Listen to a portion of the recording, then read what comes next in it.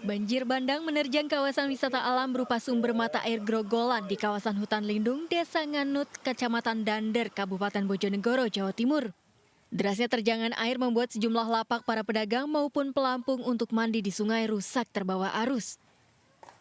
Beruntung saat kejadian berlangsung, lokasi wisata alam ini sedang sepi. Mendadak gitu. Mendadak ya? Ya. Waktu itu masih banyak pengunjung nggak Pak? Enggak ada ya? sepi. Sudah sore ya? Ya, sudah sore. Ini barang-barang ada yang hanyut Pak? Enggak ada. Ya cuma ada yang rusak sedikit-sedikit ini. Ada kerusakan-kerusakan lapak ini ya? Iya. Banjir juga terjadi di Desa Dender, Kecamatan Dender, Kabupaten Bojonegoro, Jawa Timur.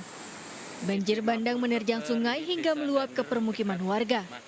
Air bandang juga melebur ke jalan hingga memutus akses penghubung antar Kecamatan Dender dengan Kecamatan Ngasem, Bojonegoro. Kejadian ini berlangsung setelah hujan dengan intensitas tinggi mengguyur wilayah hutan dan perbukitan di kawasan hulu.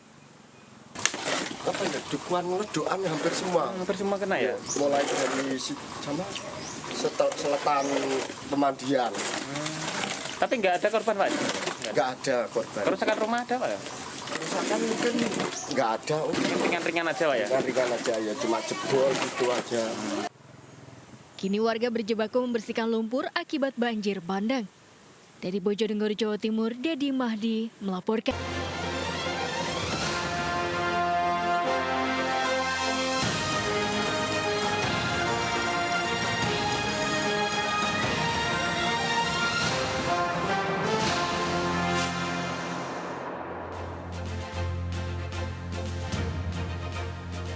Halo, selamat pagi. Apa kabar pemirsa? Selain berita utama tadi, sejumlah laporan menarik juga akan menemani aktivitas pagi Anda.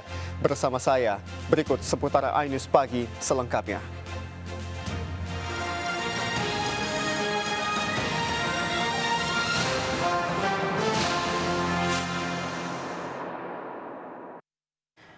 Pemirsa, sebuah gudang penyimpanan tabung gas di Grobogan, Jawa Timur terbakar. Kebakaran berdampak ke sejumlah rumah warga yang berada di dekat gudang, satu diantaranya terbakar.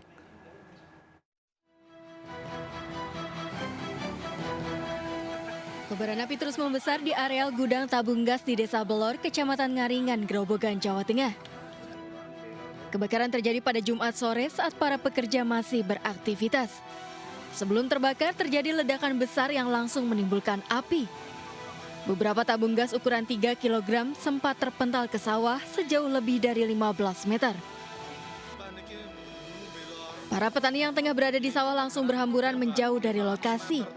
Kobaran api dari gudang merembet ke dua rumah warga, satu diantaranya ludes terbakar. Belum diketahui pasti penyebab kebakaran, namun dugaan sementara kebakaran terjadi akibat kebocoran tabung gas ataupun korsleting listrik. Jaraknya antara sana sini berapa kilo Pak dari rumah sini? Yang pundi? Dari Dongjeruk dari sini sampai sini? Ya, 1,5 kilo ada Pak. Satu kilo setengah. Nggih. Ledakannya suaranya terdengar kencang nggak? Mireng sing dak-dak cilik-cilik niku kuatan bosong sama ngger niku namus pindah. Pihak desa belum menerima laporan dan mengetahui siapa pemilik gudang tabung gas tersebut meski aktivitas gudang sudah berjalan selama 1,5 tahun. Dari Grobogan, Jawa Tengah, Rustama Nusantara melaporkan. Diduga alami remblong, bus pariwisata berpenumpang puluhan mahasiswa asal Jakarta terguling di wilayah Puncak Ciloto, Cianjur, Jawa Barat. Tidak ada korban jiwa dalam kejadian, namun sejumlah mahasiswa mengalami luka-luka. Bus oleng pagi-pagi. Inilah kondisi bus pariwisata berpenumpang mahasiswa asal Jakarta usai terguling di kawasan Puncak Ciloto, Cianjur, Jawa Barat pada Sabtu pagi. Bus yang bermula melaju dari arah Puncak Bogor menuju Cianjur sempat oleng dan hilang kendali. Hindari jalur ramai, sopir bus langsung banting setir masuk ke jalan alternatif, menabrak tebing sebelah kanan dan terbalik. Belum diketahui penyebab kecelakaan, namun dugaan sementara rem bus tidak berfungsi. Lantas itu ada bis meluncur dari jalan raya masuk ke jalan alternatif, kelihatannya blong rem gitu ya. Itu bis langsung ditabrakan ke tebing itu ya, yang sebelah kanan itu, lantas terguling ke sebelah kiri. Tidak ada korban jiwa, 11 mahasiswa terluka dievakuasi ke RSUD Cimacan. Dari Cianjur, Jawa Barat, Muhammad Andi Ihsan melaporkan. Gunung Marapi di Kabupaten Agam dan Tanah Datar, Sumatera Barat erupsi. Tingginya letusan menembus awan, membuat ketinggian letusan tidak tercatat di pos pengamat Gunung Api Marapi. Gunung Marapi di Sumatera Barat meletus sekitar pukul 14.54 waktu Indonesia Barat pada Minggu sore.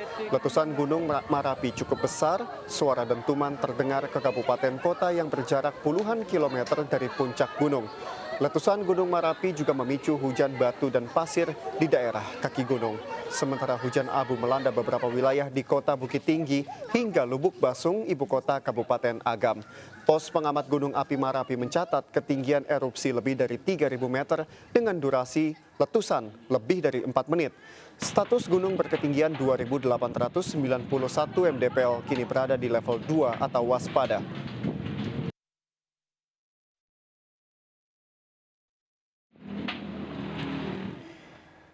Hujan deras dan diikuti banjir dari hulu sungai Batang Panapa dan Batang Pigariang merendam permukiman warga di Pasaman, Sumatera Barat. 4 rumah rusak, puluhan jiwa warga dievakuasi.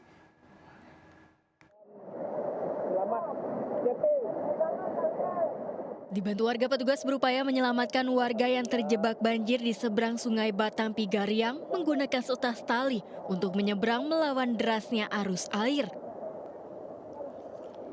Puluhan jiwa terdampak banjir akibat luapan air sungai Batang Panapa dan Batang Pigariang. 167 rumah terendam, 6 diantaranya dilaporkan rusak. Sejumlah warga yang terjebak banjir dievakuasi dengan melakukan penyisiran rumah warga menggunakan perahu karet dan tali. Dengan menggunakan perahu karet kita yang ada di kita, kemudian kita evakuasi ke tempat yang lebih aman. Sampai saat ini korban belum tidak ada. Untuk korban baik luka ringan, luka berat dan yang meninggal tidak ada. Alhamdulillah tidak ada korban jiwa. Sampai saat ini kita terima laporannya. Upaya tanggap darurat dilakukan untuk membawa warga ke lokasi yang lebih tinggi dan aman. Dari Pasaman, Sumatera Barat, Ari Yohanes melaporkan. Menjelang Natal dan pergantian tahun baru, sejumlah kebutuhan pokok di pasar tradisional Cimahi, Jawa Barat meningkat. Tak hanya cabai dan beras, harga telur dan gula pasir juga naik hingga sulit didapatkan.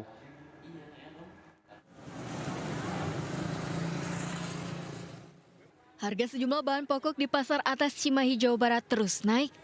Kenaikan harga cabai disusul dengan kenaikan harga beras, telur, dan gula. Sebelumnya harga semua jenis cabai naik menjadi Rp100.000 per kilogram. Kini harga telur ayam naik dari Rp24.000 menjadi Rp28.000 per kilogram. Sementara gula pasir dari Rp15.000 per kilogram menjadi Rp18.000 per kilogram. Menurut pedagang, sudah hampir 1 pekan pasokan gula pasir sulit didapatkan meski harganya mahal. 3 minggu ke belakang itu gula masih di level bisa jual 15, 16.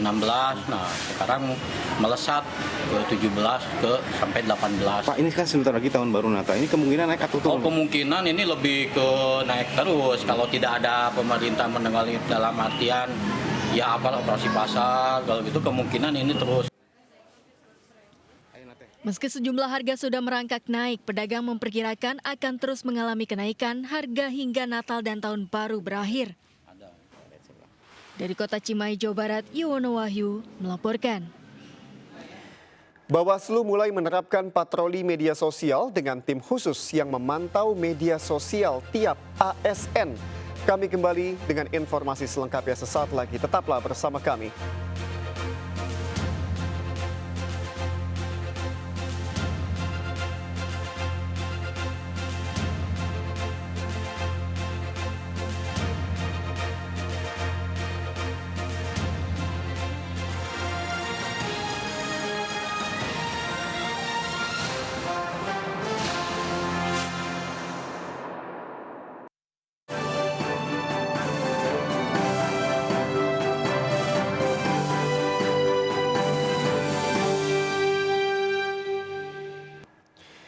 Pemirsa, guna mencegah ASN tidak netral, Bawaslu mulai menerapkan patroli media sosial seperti yang dilakukan oleh Bawaslu Cianjur.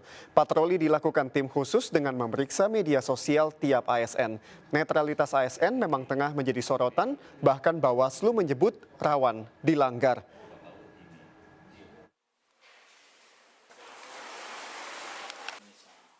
Beginilah aktivitas petugas Bawaslu di Cianjur, Jawa Barat saat patroli media sosial. Selama masa kampanye, tim Pokja yang dibentuk Bawaslu Cianjur ini setiap jam patroli melihat media sosial.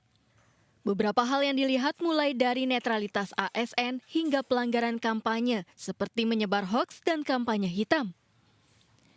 Selain melakukan patroli, Bawaslu juga menindaklanjuti aduan masyarakat adanya ASN di Cianjur yang terlibat aktif menjadi tim sukses dari salah satu caleg yang videonya sempat viral di media sosial. Dari hasil pleno tersebut, Bawaslu Kabupaten Cianjur menyimpulkan terpenuhi unsur dugaan pelanggaran netralitas. Sebagai tindak lanjutnya, Bawaslu Kabupaten Cianjur sudah meneruskan dugaan pelanggaran tersebut kepada Komisi ASN. Rekomendasinya untuk kemudian nanti Komisi ASN memproses rekomendasi sanksi kepada PPK di Kabupaten Cianjur. Netralitas ASN memang terus menjadi sorotan selama masa kampanye. Ketua Bawaslu RI Rahmat Bagja menyatakan netralitas ASN memang rawan dilanggar. Pelanggaran bisa mulai dari menggalang dukungan kepada politisi tertentu dan yang lebih parah sehingga dapat terancam pidana, yakni menggunakan program pemerintah untuk program peserta pemilu. Ada dua hal ya dalam netralitas ASN. Netralitas ASN itu masuk ke dalam pelanggaran hukum lainnya, satu. Dan satu lagi, jika kemudian penggunaan program pemerintah untuk kepentingan peserta pemilu tertentu, maka bisa kena tindak pidana jika dilakukan pada saat kampanye dan sesudah masa kampanye, menjelang rekapitulasi, menjelang pemungutan dan penghitungan suara.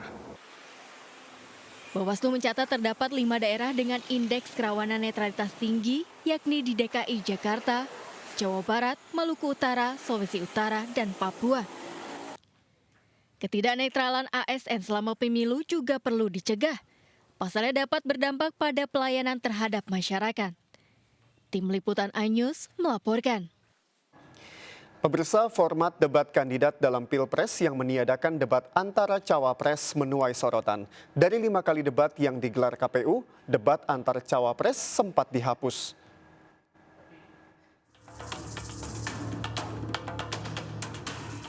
Format debat calon presiden dan calon wakil presiden pemilu kali ini menuai sorotan.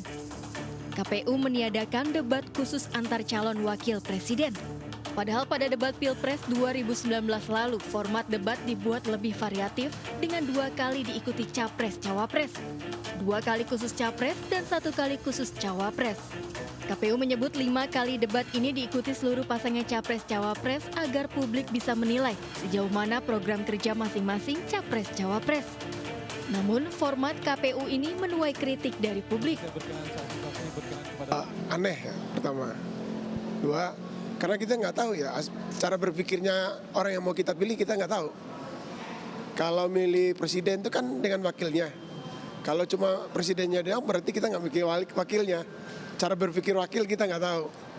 Jadi itu kayaknya nggak fair cara pemilihan dari periode ini. Kalau kita mau ngelihat seluruh kualitas pasangan capres sama cawapres, harusnya semua ada debat. Saya pro untuk kedua, baik capres maupun cawapres ada debatnya. Biar kita tahu kualitas yang akan kita pilih. Kalau ditiadakan itu kayaknya kurang menarik ya. Kalau hanya dari segi cawapres saja, harusnya dari segi capres, harusnya cawapres pun juga bisa ikut berdebat karena adu gagasan di situlah mereka menunjukkan gagasan apa yang mereka bawa, tidak hanya capresnya saja. Kalau menurut saya lebih baik tetap diadakan seperti tahun 2019 ya, karena kita kan nggak tahu juga gagasan setiap cawapres itu seperti apa. Kalau nggak ada debat cawapres, kayaknya kita jadi seperti lebih dibutakan. Jadi seperti apa nih masing-masing cawapres yang nanti akan muncul gitu. Debat Capres-Cawapres pertama rencananya akan digelar pada 12 Desember mendatang. Dari Jakarta, Irfan Hardiansyah, Rama Romadona melaporkan.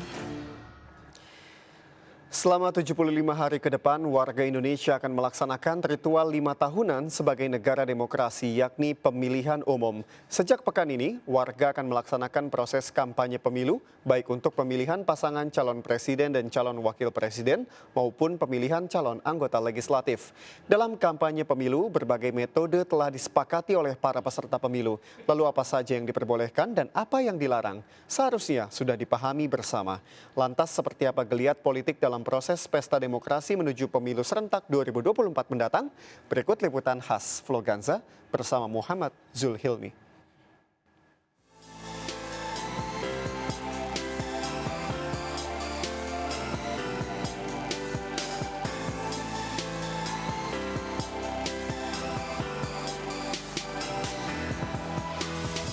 Halo pemirsa, tahapan pemilu 2024 kini telah memasuki masa kampanye yang akan berlangsung selama 75 hari ke depan sejak 28 November kemarin hingga 10 Februari 2024 mendatang. Pada masa kampanye kali ini, para peserta pemilu diberikan kesempatan untuk memaparkan visi, misi, dan juga program-program mereka yang akan mereka usung. Namun, tak seperti pemilu-pemilu sebelumnya, pemilu tahun 2024 mendatang akan sedikit berbeda, di mana nantinya para pemilih akan memilih presiden dan wakil presiden, dan juga memilih anggota legislatif, yakni DPR, DPRD, dan juga DPD. Lantas, seperti apa para peserta pemilu meyakinkan para pemilih?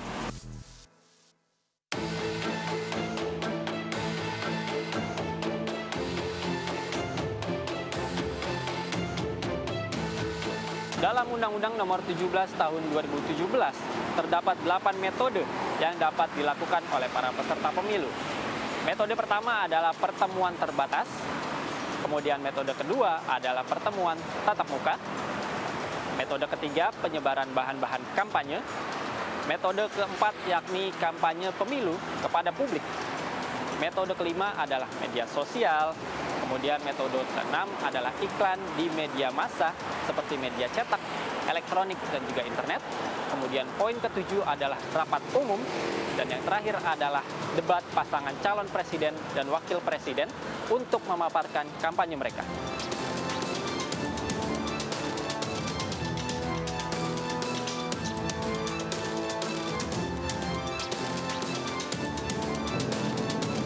Di sisi lain, terdapat sejumlah hal yang tak diperbolehkan saat melakukan kampanye.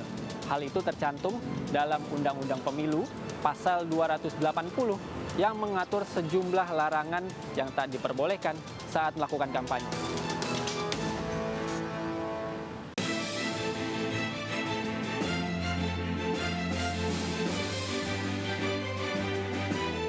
Hal-hal yang dilarang ataupun tidak diperbolehkan dalam masa kampanye antara lain mempersoalkan bentuk Negara Kesatuan Republik Indonesia ataupun Pancasila dan juga Undang-Undang Dasar 1945.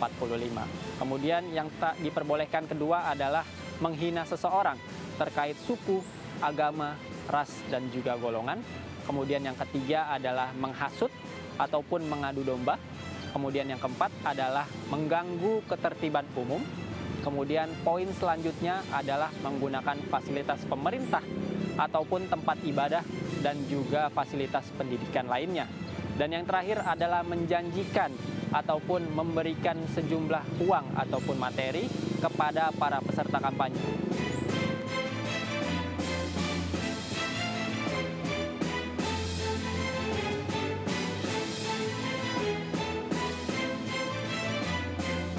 Namun selain ketentuan kampanye yang telah tercantum dalam Undang-Undang Pemilu, berbagai konflik dan juga tindak kecurangan bisa saja terjadi selama masa kampanye.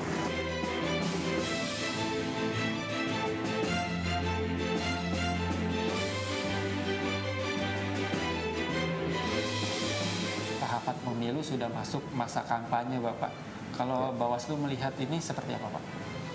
Ya, karena sudah memasuki tahapan kampanye ya dari 28 November sampai 10 Februari, Bawaslu memastikan kepada jajarannya untuk siap untuk melakukan pengawasan di tahapan kampanye.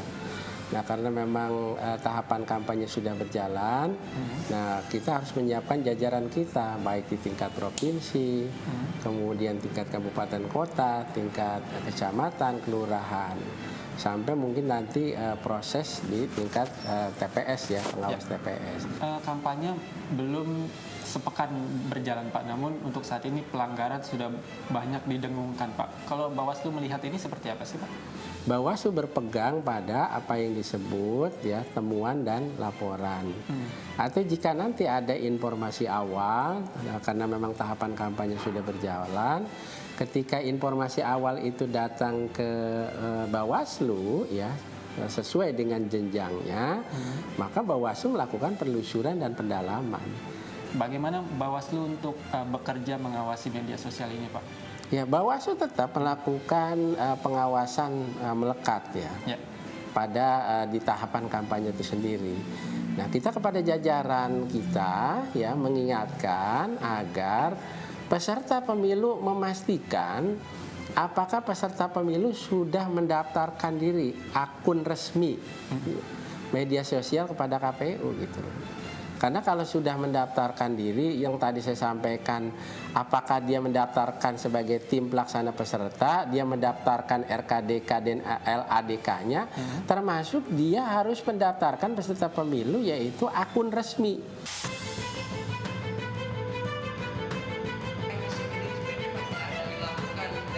Apa yang harus ditampilkan oleh para paslon nih Mas? Menurut saya yang harus ditampilkan para paslon karena waktu kampanye ini terbatas hanya 75 hari, berbeda dengan 2019 yang 7 bulan dan berbeda dengan 2014 yang 15 sampai 16 bulan, maka butuh mengartikulasikan 3 hal. Pertama, itu adalah gagasannya dia sebagai capres sekaligus sebagai cawapres. Kenapa? Karena ini kan momentum yang terbatas untuk publik tahu mau kemana, arahnya seperti apa, gagasan membawa Indonesia ke depan. Yang kedua, basisnya adalah program. Jadi bagaimana mengenalkan program terutama yang sifatnya prioritas ya. Prioritas yang akan dieksekusi sebagai bagian dari tanggung jawab politik mereka sebagai calon pemimpin bangsa. Nah, kemudian yang ketiga tentu karena ini terhubung ya dengan ragam situasi yang kerap kali butuh problem solving, maka tentu solusi-solusi kebangsaan, solusi-solusi kenegaraan yang ditawarkan ya oleh para calon presiden dan calon wakil presiden itu seperti apa? Kan publik ingin tahu. Saat ini apakah masih relevan untuk mengarahkan massa Mas untuk kampanye tahun ini Mas? Ada 9 metode kampanye, jadi mengarahkan massa itu masih diperbolehkan, ya kan? Cuman tentu harus lebih punya keadaban politik. Untuk saat ini, se-power apa internet, Mas? Media sosial ini kan tingkat penetrasi internet di Indonesia tinggi ya, 77%. Dan pemilih kita 56,45%-nya itu kan gen milenial dan gen Z. Jadi itu dia udah di atas proporsi lebih dari 50%. Maka wajar kalau kemudian digital native seperti milenial dan Gen Z itu bisa dipersuasi lewat kampanye di media sosial.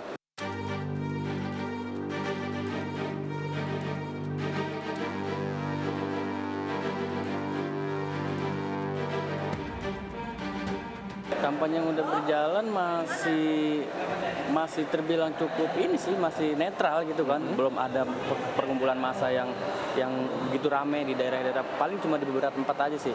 Kayak dari paslon-paslonnya kayak landai aja gitu, kayak biasa-biasa aja. Saat ini sih aku rasa masih kayak kurang rame gitu ya, soalnya dari aku pribadi juga aku belum melihat yang kayak dari masing-masing calonnya itu kayak kampanye yang udah mulai kencang gitu, jadi kayak masih kurang rame aja sih.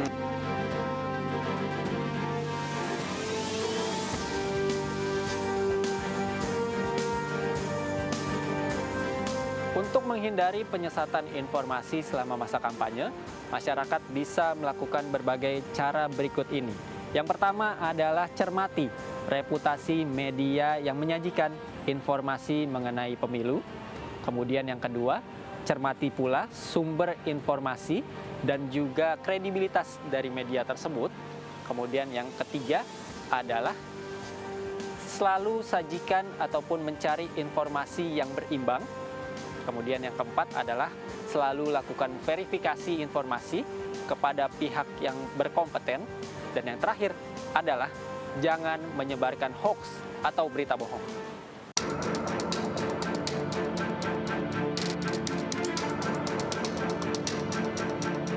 Dalam deklarasi pemilu damai 2024, para peserta pemilu telah berjanji untuk melaksanakan sejumlah hal. Di antaranya yakni dengan melakukan kampanye yang jujur dan adil, berintegritas, tanpa menggunakan hoax ataupun sara, dan juga tanpa menggunakan politik uang. Mereka juga telah berikrar, telah berjanji untuk selalu mematuhi peraturan dan juga perundangan yang ada. Tentu kita berharap deklarasi tersebut bukan hanya sebuah pernyataan, namun dapat menjadi komitmen bersama. Dari sana, kita juga berharap pemilu 2024 dapat menghasilkan pemimpin dan juga wakil rakyat yang berkualitas dan berintegritas. Saya Muhammad Zulhilmi, serta juru kamera Sutrisno. Sampai jumpa di Vloganza berikutnya.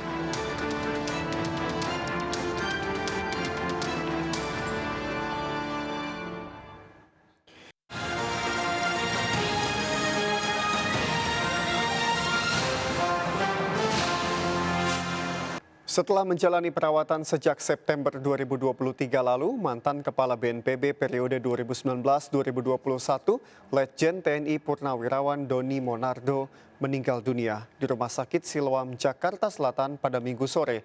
Rencananya jenazah akan dimakamkan di Taman Makam Pahlawan Kalibata pada Senin pagi. Iring-iringan rombongan yang membawa jenazah mantan Kepala BNPB, Letjen Purnawirawan Doni Monardo, meninggalkan Rumah Sakit Siloam di kawasan Semanggi, Jakarta Selatan pada pukul 21.35 WIB. Jenazah almarhum Doni Monardo dibawa ke rumah duka di Serpong Utara, Tangerang Selatan. Rencananya jenazah mantan dan Kopassus ini akan disemayamkan di Markas Komando Pasukan Khusus Cijantung, Jakarta Timur sebelum dimakamkan di Taman Makam Pahlawan Kalibata, Jakarta. Doni Monardo meninggal dunia Minggu sore sekitar pukul 17.35 WIB setelah dirawat secara intensif di Rumah Sakit Siloam sejak September 2023 lalu.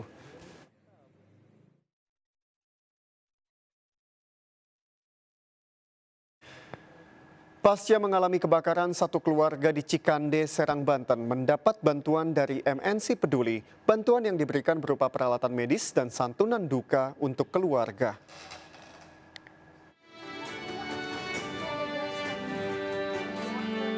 Kisah pilu kebakaran yang menghanguskan satu rumah di Cikande, Serang, Banten masih terekam jelas di ingatan Rio. Bocah berusia 7 tahun ini melihat ganasnya api melahap rumah dan merenggut nyawa kedua orang tua dan kakaknya. Kejadian tersebut menjadi perhatian MNC Peduli dengan memberikan santunan dan bantuan peralatan medis serta telur untuk menunjang perawatan luka bakar yang dialami Rio. Kami ucapkan terima kasih kepada MNC Peduli dan tetaplah peduli kepada sesama, kepada warga yang benar-benar membutuhkan. Jadi harus lebih gerak cepat lagi, walau bagaimana kita bergerak karena kita peduli, bukan karena kepentingan yang lain. Kalau dari pihak keluarga, kita mengucapkan banyak terima kasih banyak kepada MNC Peduli yang sudah menyempatkan waktunya untuk menjenguk saudara kita, yaitu Ade Rio, yang dari korban kebakaran yang di Jawilan. Bantuan dari MNC Peduli tersebut diharapkan dapat meringankan beban bocah tersebut. Bantuan dari MNC adalah berupa alat-alat kesehatan dan juga salah satunya telur untuk dikonsumsi keluarganya dari sembako, dan alat kesehatan juga berupa santunan. MNC Peduli akan terus berbagi kebaikan bagi korban bencana sebagai bentuk kepedulian bagi masyarakat. Dari Serang, Banten, Mahesa Apriandi, iNews melaporkan. Memasuki masa kampanye pemilu 2024, Partai Perindo semakin gencar menjalankan programnya di berbagai daerah. Di Kota Medan, Sumatera Utara, partai bernomor urut 16 ini menyerahkan bantuan mobil ambulans yang akan digunakan untuk melayani masyarakat.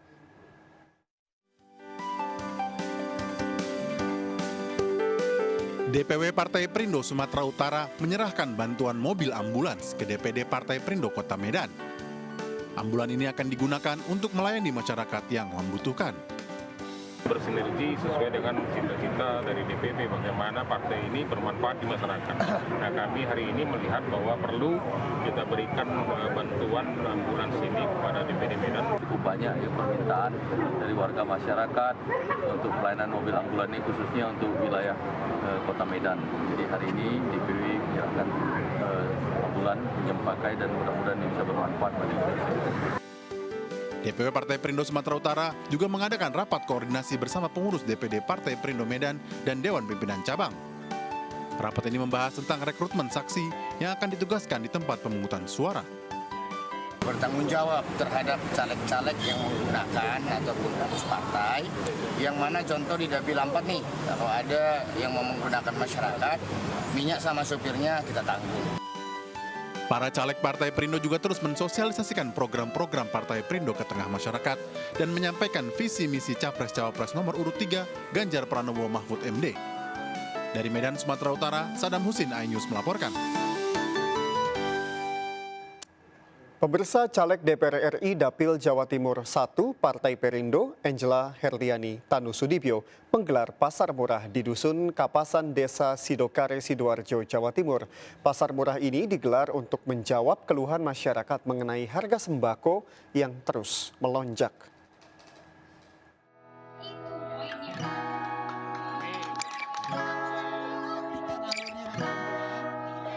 Ke Sidoarjo lewat Situbondo. Di akhir pekan membeli baju.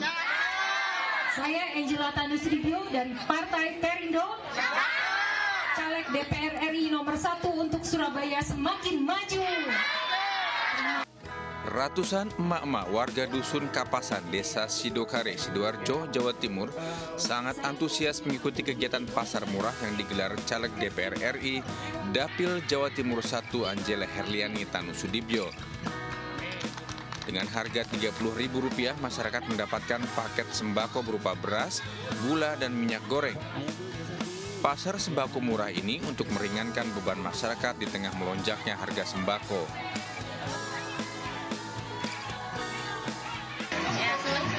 Senang ya? Senangnya gimana, Mbak? Ya, soalnya harga semua bahan pokok naik ada gitu ya. Di saat hari gini kita mendapatkan rezeki sembako gitu ya. Bapak tahu nggak ada Bu Angela di sini? Ada tuh. Gimana harapannya? Ya, semoga jadi mewakili suara-suara rakyat. Dalam kesempatan ini, Angela juga memaparkan visi misi Partai Perindo untuk mensejahterakan masyarakat Indonesia, sekaligus mengajak masyarakat memilih pasangan Capres-Cawapres Ganjar Pranowo Mahfud MD pada Pilpres 2024 mendatang. Dari Sidoarjo, Jawa Timur, Pramono Putra, iNews melaporkan.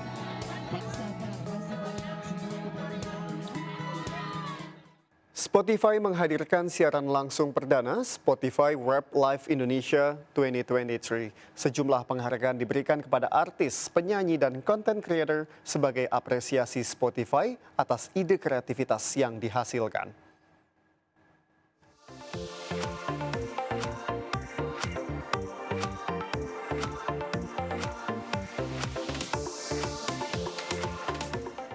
Kemeriahan Spotify Web Live Indonesia 2023 bertabur artis dan mega bintang. Dalam acara yang dipandu Vidi Aldiano, Ananda Omes, dan Ayu Dewi, tampil sejumlah penyanyi dalam negeri dan penyanyi asing seperti James Arthur, bintang K-pop Bam Bam yang turut memeriahkan acara. Cassandra Aprilanda selaku marketing lead Indonesia mengaku top teratas akan diberikan berdasarkan data pendengar tahun 2023. Top artis, top song, top grup, kita juga ada top podcaster, podcaster horor, podcast komedi, dan banyak banget kategori yang akan kita umumkan berdasarkan data pendengar di tahun 2023 di Spotify. Mahalini menjadi artis Spotify Equal Indonesia yang menyabet posisi Top Female Artist of the Years dan juga posisi album Indonesia teratas lewat album bertajuk Fabula. Thank you so much buat Spotify udah ngeapresiasi aku sebegininya, dan tentunya pasti terlihat dari orang-orang yang juga dengar platformnya lewat Spotify, pasti terdengar bahwa yang dengerin lagu mahal ini aku tahu banget, jadi thank you so much. Spotify menampilkan artis, album, lagu, album, dan podcast teratas yang didengarkan oleh lebih dari 450 juta pengguna. Dalam Warped 2023 dilengkapi dengan fitur terbaru untuk merayakan perjalanan mendengarkan konten audio sepanjang tahun. Dari Jakarta, Naomi Irene Sandu Santoso melaporkan.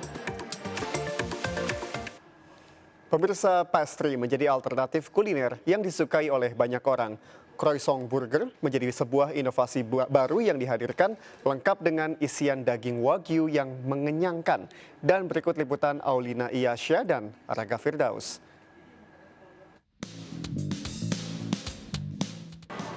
Pemirsa, akhir-akhir ini tuh aku lagi bosen nih pemirsa sama makanan yang aku makan. Nah kebetulan hari ini aku lagi jalan-jalan dan salah satunya aku lagi ada di mall yang berada di sekitaran wilayah Jakarta Utara. Dan tadi pas aku cari tahu ternyata ada salah satu menu makanannya yang unik di sini. Kalau gitu aku udah nggak sabar nih ya, karena aku udah lapar banget pemirsa, pengen tahu dan pengen lihat makanannya apa. Kalau gitu pemirsa yuk ikuti saya.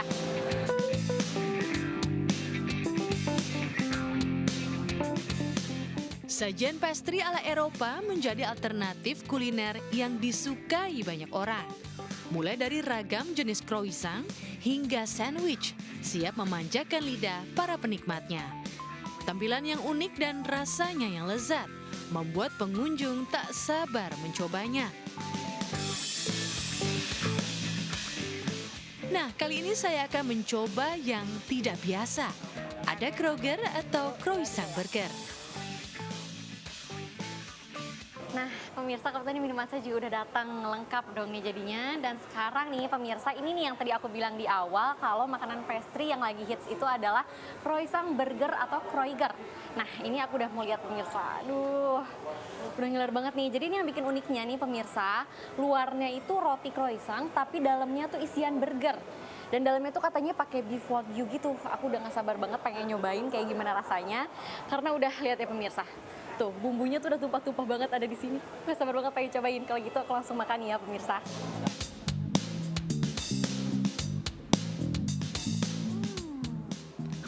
Enaknya. Perpaduan renyahnya croissant dengan isian daging wagyu yang juicy, sangat unik dan mengenyangkan. Kroger menjadi menu andalan yang pantas untuk dicoba. Kroffo enak sih, saya biasa sering kesini jam siang-siang atau kadang dinner juga. Biasanya saya pesen croissantnya sama kopinya juga sih. Sebelumnya emang kayak udah suka banget sih, karena kan sering kerja, kadang kerja bisa work from cafe. Nah di sini tuh pas banget, ambience-nya itu dapet banget kafenya. Terus kayak jual makanannya tuh banyak, kayak beragam, ada croissant sama kafenya juga. Cuman dia juga ada tea, ada juice, ada Asian dan Indonesian food lainnya.